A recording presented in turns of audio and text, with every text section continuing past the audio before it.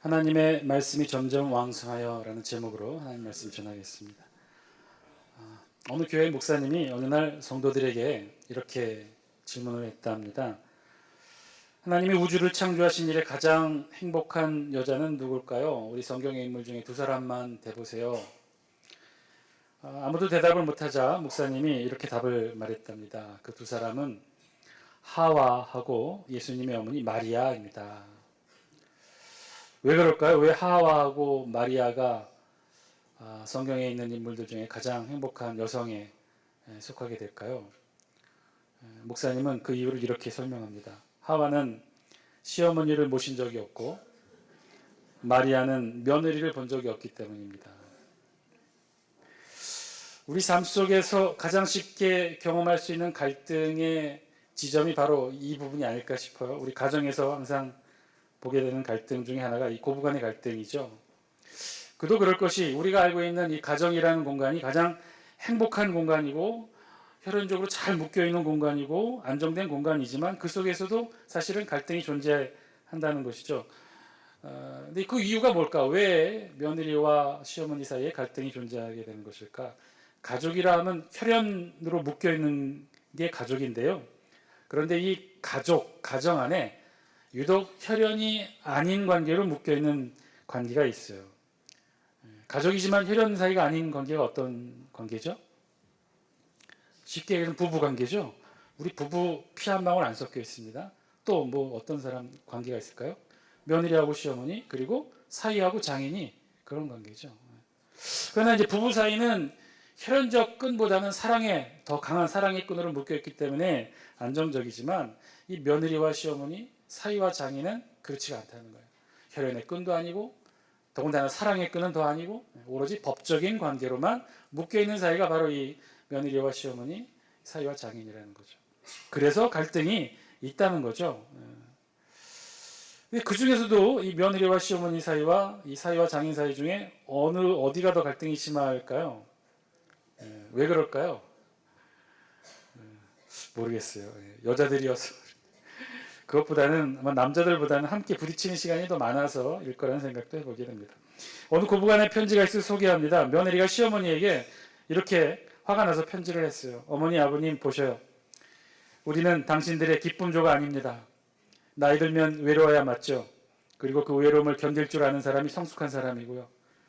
자식 손자 며느리에게서 인생의 위안이나 기쁨이나 안전을 구하지 마시고 외로움은 친구들이랑 달래시거나 취미생활로 달래세요. 죽을 땐 누구나 혼자입니다. 그 나이엔 외로움을 품을 줄 아는 사람이 사람다운 사람이고 나이 들어서 젊은이같이 살려는 게 어리석은 겁니다. 마음 많은 청춘이고 어쩌고 이런 어리석은 말씀 좀 하지 마세요. 나이 들어서 마음이 청춘이면 주책바가지인 겁니다.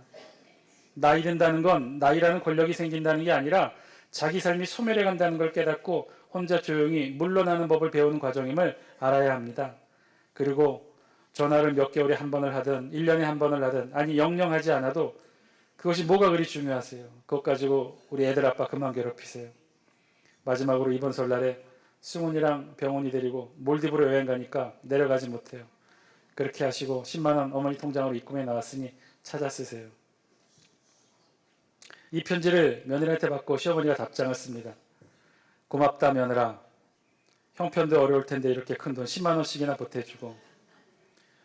그런데 말이다. 이번 설에 내려오면 저 앞에 있는 선산 판 거 90억 하고 요 앞에 도로 난다고 토지 보상 받은 60억 합해서 3남매에게 나눠주려 했더니 바쁘면 할 수 없지 뭐 어쩌겠냐. 둘째하고 막납대락에만 반반씩 갈라주고 말란다. 내가 살려면 얼마나 더 살겠니? 여행이나 잘 다녀와라. 재산은 이 애미가 못이나. 바로 며느리 답장이 날라왔어요. 헉 어머니 친정 부모님한테 보낸 편지가 잘못 갔네요.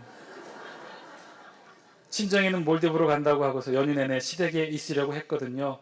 헤헤. 어머니 좋아하시는 육포 잔뜩 싸서 내려갈게요. 항상 딸처럼 아껴주셔서 감사해요. 추신. 오늘은 어머니께 엄마라고 부르고 싶네요. 엄마 사랑해요. 시어머니가 다시 답장을 보냅니다. 사랑하는 며느라, 엄마라고 불러줘서 고마운데 그런데 이걸 어떻게 하면 좋냐. 내가 눈이 나빠서 그만 10,000원을 쓴다는 게 억으로 적었네. 선산 판 거 90만 원, 고상 받은 거 30만 원, 합해서 120만 원이란다. 차고 없길 바란다. 제사 모시려고 장봐놨다. 얼로 나서 제수 만들어다오. 사랑하는 내 딸아, 난 너뿐이다. 가장 사랑으로 가득해야 될 우리 가정 안에서조차 사실은 이런 갈등이 항상 존재한다는 거죠. 우리 가정에서조차 그럴진데 이 사회와 세상은 두말할 나위 없겠죠. 우리가 사는 삶, 이 세상 자체가 사실은 갈등이 노출된 삶일 거예요. 자세히 보시면 모두가 다 갈등 관계입니다. 하나같이 다 경쟁 상대이고 하나같이 다 갈등 관계이죠. 경쟁에서 싸워야 할 대상이고 경쟁에서 이겨야 될 대상들이라는 거예요. 학교에서는 우리 경쟁을 배우고요. 사회에서는 그 경쟁을 실천합니다. 심지어 결혼하기 위해서 어떻게 해요? 수컷들끼리 경쟁도 하죠. 다 갈등 관계예요. 경쟁합니다. 그래서 우리 삶은요, 그러한 갈등을, 수많은 갈등을 어떻게 해결하고 풀어내느냐가 우리의 삶의 질을 결정하고 우리의 행복을 만드는 관건이 된다고 해도 과언이 아닐 것입니다. 오늘 우리 본문에서도요, 아주 중요한 갈등 하나가 기록되어 있어요. 초대교회가 이 갈등을 어떻게 풀어가게 되었는지를 오늘 우리 성경이 기록합니다. 그래서 오늘 우리 본문 사도행전 6장의 기록은요, 사실 우리에게 초대교회 7 집사를 세우게 되는 내용으로 알려진 본문이지만 사실은 주제는 다른 데 있어요. 우리 5절 말씀 같이 한번 읽어볼까요? 5절입니다. 시작. 온 무리가 이 말을 기뻐하여 믿음과 성령이 충만한 사람 스데반과 또 빌립과 브로그로와 니가노르와 디몬과 바메나와 유대교에 입대했던 안디옥 사람 니골라를 택하여. 아멘. 초대교회 최초로 세워졌던 7 집사, 그 이름을 우리 성경이 아주 조목조목 정확하게 다 기록하고 있습니다. 스데반, 빌립, 브로고로, 니가노로, 디몬, 바메나, 그리고 니골라. 이 중에 단연 우리가 잘 기억하는 이름은 누구일까요? 스데반이죠. 실제로 오늘 본문 이후에 이 사도행전 6장과 7장의 주인공은 스데반이에요. 스데반이 어떻게 잡혔고 어떻게 마지막에 재판장에서 설교했고 그리고 어떻게 순교하게 됐는지를 6장과 7장을 통해 자세하게 기록합니다.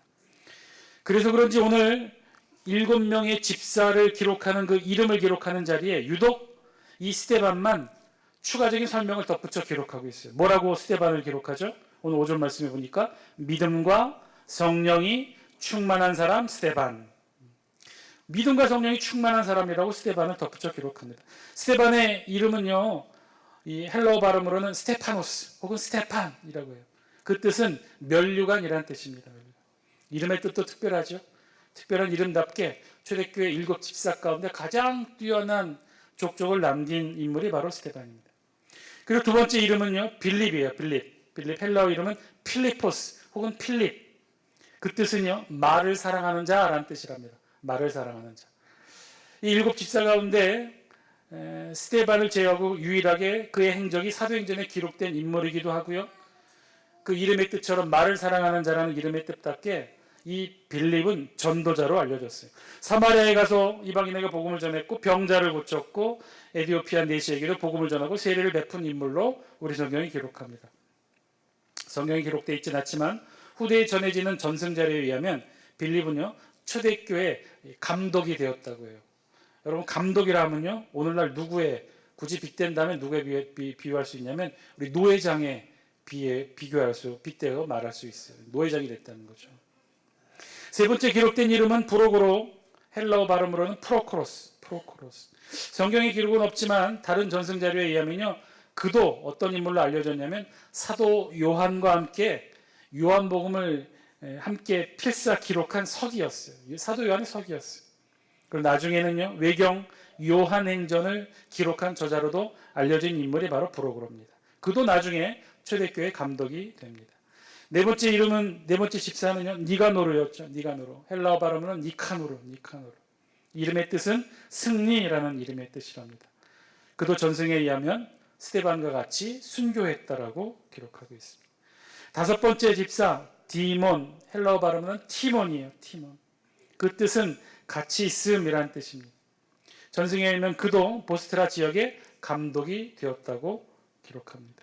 그리고 여섯 번째 집사 바메나, 헬라어로는 파르메나스.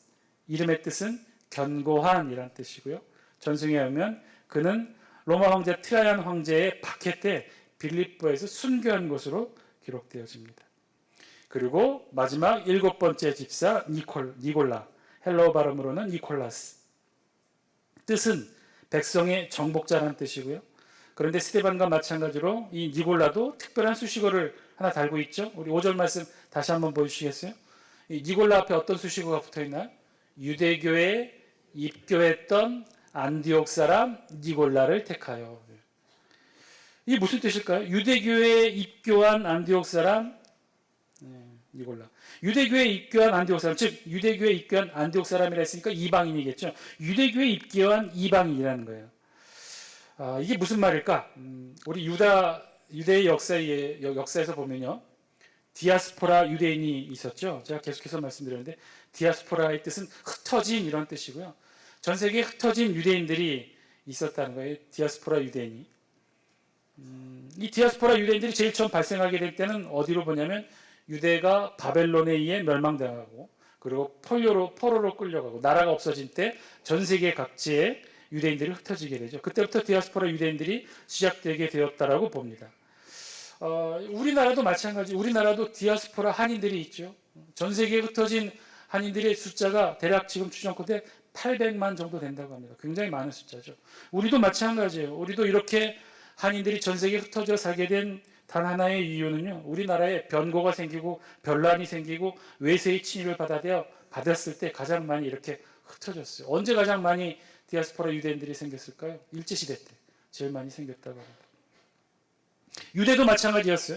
바벨론 포로 이후 지속적으로 유대 땅에 변란이 생겨서 전 세계에 흩어진 유대인들이 생겼고, 이들은 전 세계에 흩어져서 3에서 5 가정이 모이면 회당을 짓고 그 중에서 신앙생활을 했습니다. 그런데 그 중에 보면 이들 디아스포라 유대인들이 회당을 짓고 거기서 유대교 종교 생활을 할 때 그 지역 주변에 살았던 진짜 이방인들이 그들의 모습을 보고 유대교에 좋은 감정을 가지고 좋은 마음을 가지고 이 유대교에 입교하는 이방인들이 생겨나게 됐다는 거예요.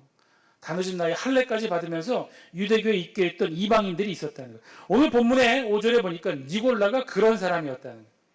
안디옥 사람 출신이고 헬라 사람이고 이방인이었지만 유대교에 관심을 가져서 할례를 받으면서까지 유대교에 입교했다는 그런 사람이라는 거예요.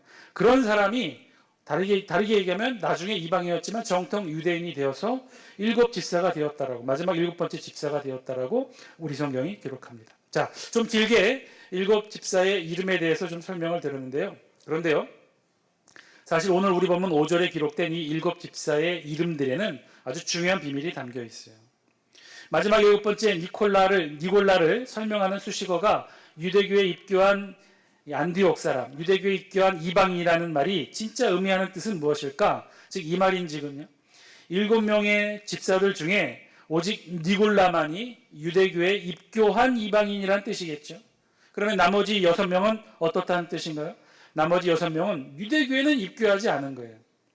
유대교에는 입교하지 않고 예수 그리스도를 믿게 되었고 예루살렘 교회에 출석하게 되었다는 거죠. 그래서 그러면 이 나머지 6명은 그러면 이들은 이방인인가요? 유대인인가요?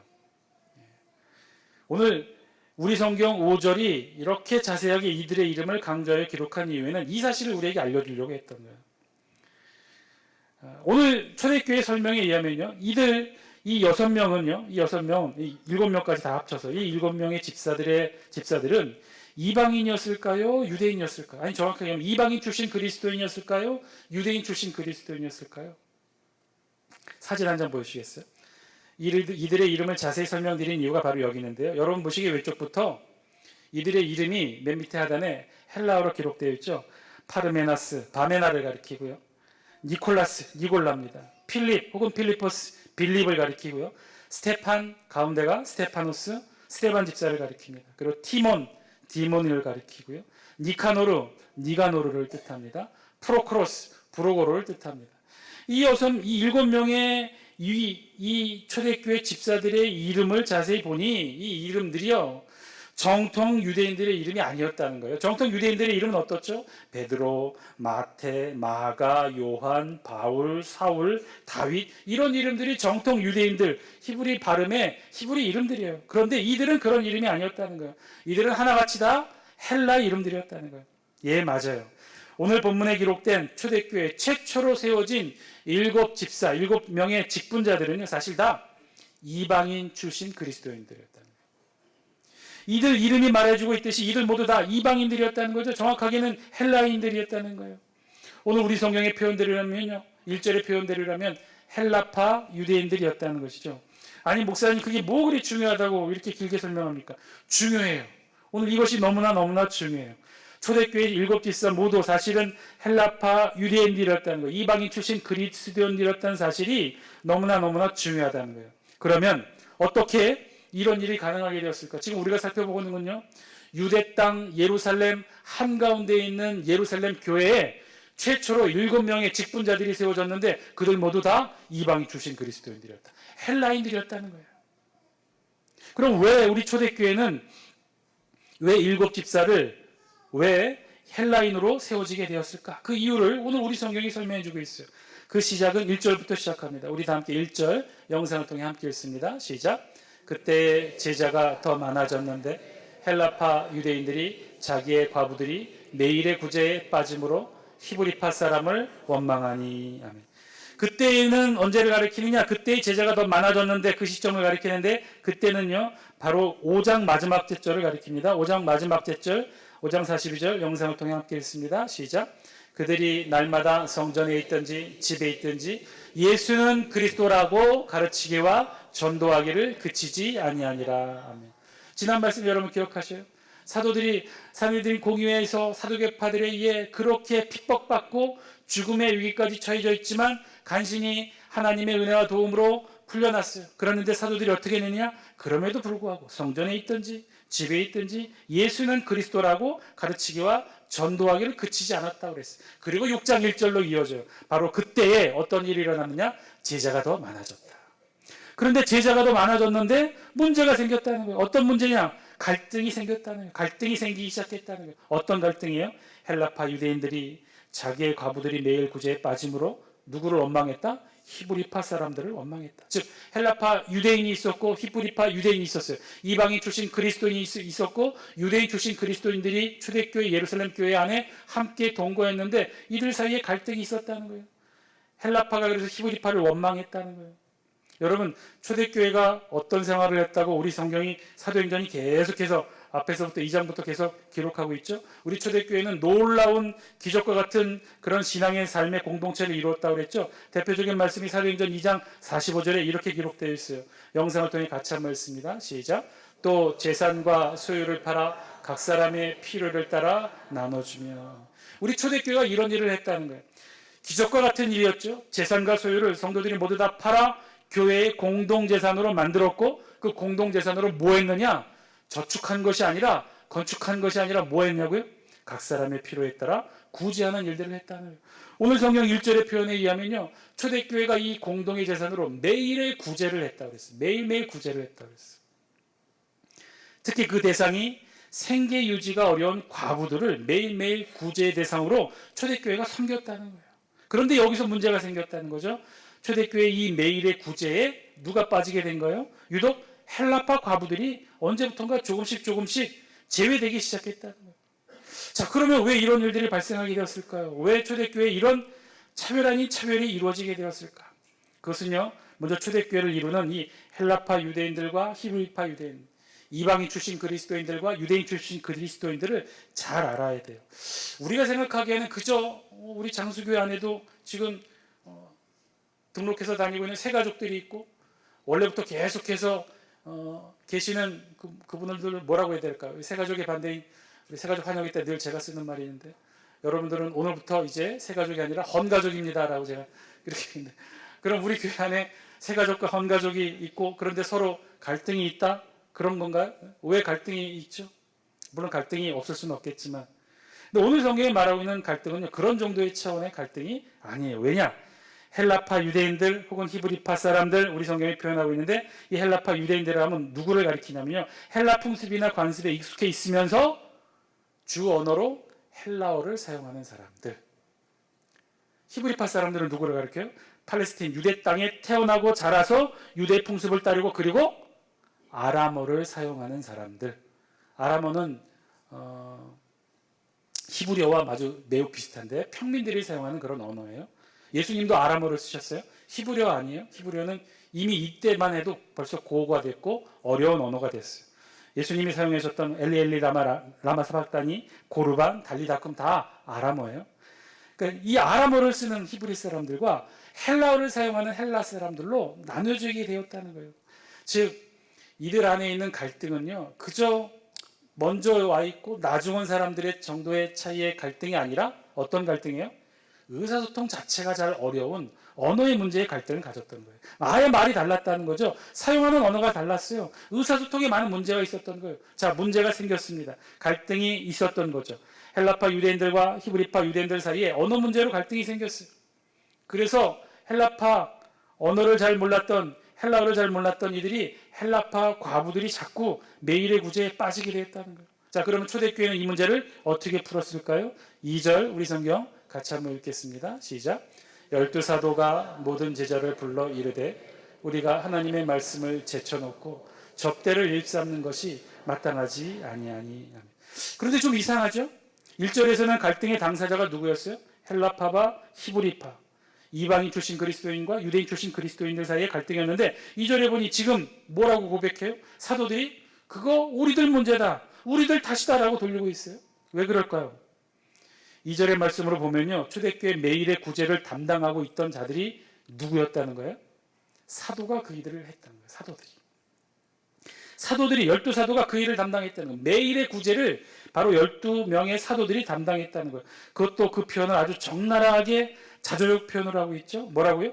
하나님의 말씀을 제쳐놓고 접대를 일삼았다. 하나님의 말씀을 제쳐놓고 매일의 구제에 힘썼다는 거예요. 근데 그것이 마땅하지 않다는 거예요. 그래서 그것이 문제였다라고 진단하죠. 자, 그러면 이는 사도들의 문제인데 1절에서는 왜 이 문제를 헬라파와 히브리파의 갈등이라고 말하고 있는 것일까요? 이유는 간단해요. 사도들 12명 모두가 헬라파일까요? 히브리파일까요? 이방인 출신 그리스도인일까요? 유대인 출신 그리스도인일까요? 예수님의 12제자 12명 모두 다 온전히 유대 땅에서 태어난 자들이었죠. 12명 모두 히브리파 정통 출신이었어요. 이들 모두 아람어를 사용했고요. 헬라어에는 전혀 능숙하지 못했던 자들이었어요.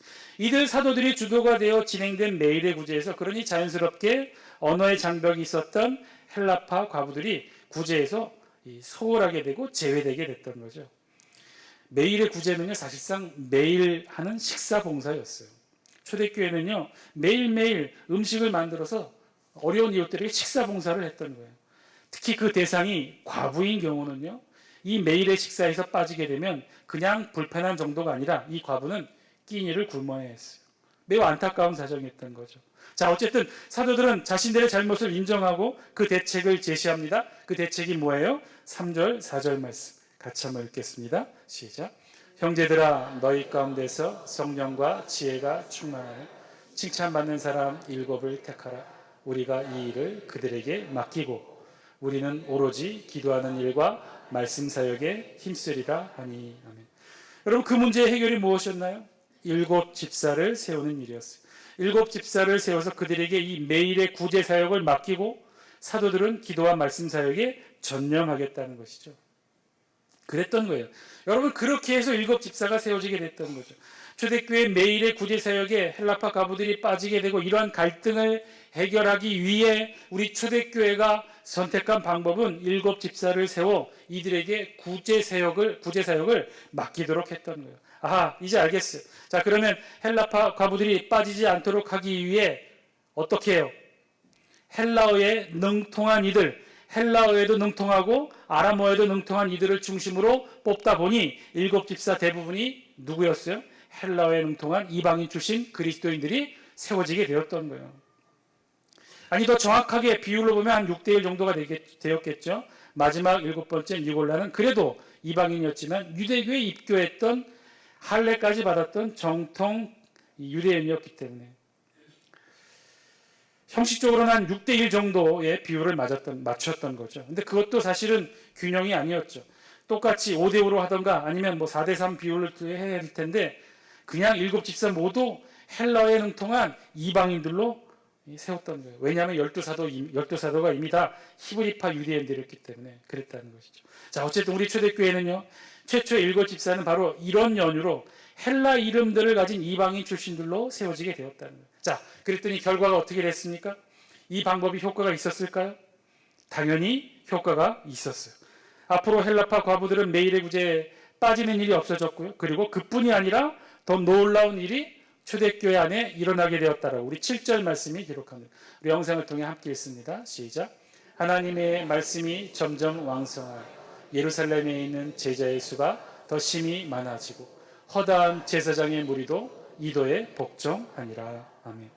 7 집사를 세워 매일의 구제 사역을 맡기게 되었더니 그랬더니 결국 사도들이 기도와 말씀 사역에 전념하게 되었고, 자, 그랬더니 어떤 일이 일어났어요? 하나님의 말씀이 점점 왕성하여지게 되었고, 그랬더니 제자의 수가 점점 더 많아지게 되었고, 그랬더니 어떻게 됐어요?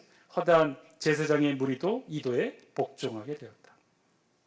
오늘 우리 본문은요, 이 7 집사를 세우게 된 결과를 이렇게 3가지로 요약해서 말씀해주고 있어요.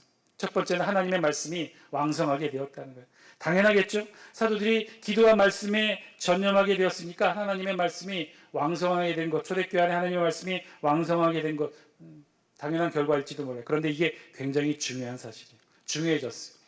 사실은요, 이것이 초대교회 7 집사를 세우기 전과 이후를 가르는 중요한 분기점이 됩니다. 왜냐? 사실은 우리 초대교회 신약 초대교회 안에 이런 표현이 이전에는 없었어요. 사도행전 전에는 이런 표현들이 없었어요. 하나님의 말씀이 왕성하여졌다라고 초대교회 안에서 이런 일들이 없었어요. 왜냐? 초대교회는요, 어떻게 전했어요? 사도들이 성전에 있든지 집에 있든지 뭐라고 전했다고 그랬어요? 예수는 그리스도라 가르치기와 전도하기를 그치지 않았다. 7 집사가 세워지기 전까지 사도들이 외쳤던 말은 뭐예요? 사도들이 전했던 말은 뭐예요? 예수가 그리스도다. 예수님이 십자가에 못 박혀 달려 돌아가셨다. 우리 죄를 위해 달려 돌아가셨다. 이 예수 그리스도의 사건을 전하고 전파하는데 중점을 두었었어요. 정확하게 복음 전도자의 역할을 했어요. 계속해서 예수 사건을 알리고 예수님에 대해서 알리고 바로 예수님이 그리스도라고 선포하고 외쳤어요. 그것이 초대교회 7 집사를 세우기 전에 사도들이 했던 주요 사역이에요. 그런데 7 집사를 세우고 나니까 어떻게 됐어요? 사도들의 사역이 바뀌었어요. 예수는 그리스도라고 외쳤던 사역에서 뭐라고요? 초대교회 안에 하나님의 말씀이 왕성하여졌다. 그전에는 예수가 그리스도고 예수가 십자가에 못 박혀 우리 죄를 위해 달려 돌아가셨고 그래서 하나님이 예수 그리스도를 다시 부활하여 다시 살려주셨다라고 이렇게만 사건을 설명했는데 이제는 7 집사가 생긴 이후로는 달라졌다는 거예요. 어떻게 달라졌느냐? 예수님이 산상수훈에서 무슨 말씀을 하셨는지, 예수님이 병자를 고치면서 무슨 말씀을 하셨는지, 예수님이 이 땅 가운데 선포하셨던 천국 복음의 메시지가 무슨 내용인지를 조목조목 하나님의 말씀으로, 예수님의 말씀을 하나님의 말씀으로 초대교회 가운데 선포하게 되었다. 그래서 하나님의 말씀이 왕성하여지게 되었다는 거예요. 두 번째는요, 제자들의 수가 늘었다고 그랬어요. 부흥하게 된 거죠. 숫자만 는 것이 아니에요. 회심자의 숫자, 성도의 숫자만 늘어난 것이 아니라 제자의 숫자가 늘었다고 그랬어요. 즉 초대교회가 성장해서 부흥으로 바뀌게 된 거예요. 그리고 세 번째, 허다한 제사장의 무리도 이도에 복종했다고 했죠. 우리 성경이 이 사실을 왜 이렇게 굳이 기록하고 있을까요? 이건 중요한 변화예요. 당시 유대 땅에 제사장의 숫자가 대략 한 8,000명 정도 있었다고 해요. 그 많은 제사장들 중에 그들도 우리 초대교회 성도 숫자가 대략 한 1만 명 정도 됐을 테니 이 1만 성도 중에 포함이 됐을 수 있었겠죠. 그 중에는 제사장들도 있을 수 있었겠죠. 그런데 왜 이 사실을 굳이 이렇게 자세하게 또 굳이 강조해서 기록하느냐? 여러분, 제사장들이 누굽니까? 초대교회 우리 앞에서 살펴봤죠. 사내들인 공의회를 움직여서 초대교회를 가장 심하게 탄압했던 이들이 누구예요? 사두개파였는데 사두개파의 주요 멤버들이 누구였다고 그랬습니까? 대제사장들, 제사장들, 그리고 레위인들이었죠. 그러니까 중요했어요. 오늘 본문이 뭐라고 그랬어요? 본문 7절에 보면요, 마지막에 허다한 제사장의 무리도 이도에 복종했다고 그랬죠. 이 제사장들이 누구였습니까? 조금 전까지만 해도 초대교회와 사도들을 죽이겠다고 핍박했던 이들이 어떻게 됐어요? 바뀌었다는 거예요. 저들이 돌아서게 됐다는 거예요. 복음 앞에, 초대교회 도회 앞에, 전도의 도회 앞에, 복음 앞에 무릎 꿇게 되었다는 거예요. 그러니 우리 성경이 아주 중요하게 자세하게 7절을 통해 기록한 거죠. 놀라운 변화가 일어났어요. 7 집사를 세운 이후 7 집사만 세운 것뿐이었는데 그 변화는 실제로 엄청났어요. 신약시대 비로소 예수 그리스도의 말씀이 하나님의 말씀으로 선포되어지고 왕성하게 되어질 뿐만 아니라 성도의 수가 늘어났을 뿐만 아니라 제자의 수가 증가하는 영적인 부흥으로 나아가게 됐다는 거예요. 그리고 초대교회를 탄압했던 제사장들이 이제 주교로 돌아오는 초대교회의 선한 영향력들이 확장되게 되었다는 거예요. 그랬던 거죠. 그렇게 변화되게 되었던 거죠. 사랑하는 자숙계 성도 여러분, 갈등 어디에나 있습니다. 우리도 서로 다르니까 같지 않고 마음이 다르고 뜻이 다르고 생각이 다르면 그래서 우리 안에 갈등이 생길 수 있죠. 그런데요, 오히려 그 갈등을 잘 해결하고 풀어내고 갈등을 잘 이겨내면 변화가 일어난다는 거예요. 어떤 변화냐? 성장에서 성숙으로, 성장에서 부흥으로, 우리의 외연이 넓어지고 우리의 집안이 더 단단해지고 우리가 더 부흥하게 되는 기회가 되어진다는 거예요. 오늘 성경이 그것의 사실을 증거하고 있잖아요. 초대교회는 커다란 갈등이었어요. 아픔이었어요. 초대교회가 둘로 나누어지게 될 만한 그런 아픔과 갈등의 상황이었어요. 헬라파와 히브리파의 갈등이 일어났는데 그것을 잘 이겨냈어요. 오히려 7 집사를 세우게 되었고, 오히려 사도들이 기도와 말씀에 전념하게 되었고, 그래서 이 땅의 신약시대에 하나님의 말씀이 왕성하게 되는 놀라운 이적이 일어나게 된 거죠. 사랑하는 장숙계 성도 여러분, 오늘 말씀을 듣는 저와 여러분들도 이 일을 이룰 수 있게 되길 바랍니다. 우리도 우리 안에 갈등을 해결할 수 있게 되길 바랍니다. 우리 안에 갈등 무시하지도 마셔요. 무리하게 지으려 하지도 마시고요. 갈등 그 자체로는 아프고 괴롭고 화나는 일이지만, 그런데요, 그 갈등을요 잘 다독이고 잘 풀어내고 잘 해결하고 그러면요 우리에게 또 다른 기회가 된다는 거예요. 더 나은 기회가 된다는 거예요. 우리가 성숙하고 부흥하게 되는 기회가 된다는 거예요. 우리 안에도 지금 우리나라도 많은 갈등이 있죠. 남과 북으로 갈등이 있고요. 일본과의 갈등이 있고요. 중국과의 갈등이 있고요. 요즘 보니까 미국과의 갈등도 있네요. 방위비 분담으로 갑자기 5조를 더 내라고 하네요. 국가적으로는 큰 위기에 봉착했습니다. 갈등이 있는 거죠, 지금. 우리나라뿐만 아니라 전 세계도 그렇고요. 멀리 보면 다 그래요. 우리도 가까이 보면 그렇죠. 우리 안에도 다 갈등이 있어요. 교회 안에도 갈등이 있고, 지역 안에도 갈등이 있고, 혈연적 관계로 맺어진 우리 가정 안에도 갈등이 있어요. 갈등이다. 그런데요, 그 갈등을 지혜롭게, 은혜롭게 잘 풀어내면 또 다른 성장과 발전의 기회가 되는 줄 믿습니다. 하늘의 지혜를 모아 우리 안에 있는 이 갈등들을 잘 해결해서 더 큰 성숙의 기회로 나아가는 저와 여러분 다 되시기를 주의 이름으로 간절히 축원드립니다. 기도하겠습니다.